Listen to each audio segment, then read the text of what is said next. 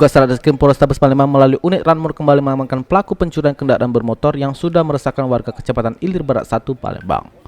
Tersangka Rizky dibekuk petugas di kediamannya di warga Gang Kencana, Kelurahan 7 Ulu, Kecamatan Seberang Ulu 1, Kota Palembang pada Selasa 17 Mei 2022 sekitar pukul 1.30 waktu Indonesia Barat dan langsung digiring ke Mapolrestabes Palembang.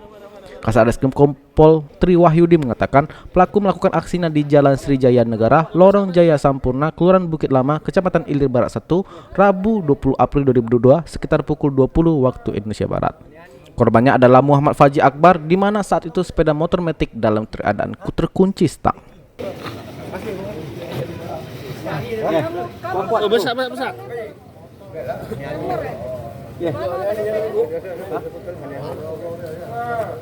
Yani. Siapa namanya, Dek? Kiki. Hah? Kiki. Umur? Kiki apa berapa? Kiki. Berapa umur? 17. Teman yang motor teman. Wah, Peranan ke apa? Peranan ke apa? Peranan ke apa? Cuman itu Bang. Cuma mati. Maksudnya mati. Apa bawa motor ya? Bawa motor ya. Tadi bawa motor. Oh, apa dia dapat Goki? Dapat apa Goki? Sekali hasil Sekali kasih berapa? ini. Habis juta. Duit asli itu kau beli kemas tadi ya? Bukan. Imitasi ya? Apa asli?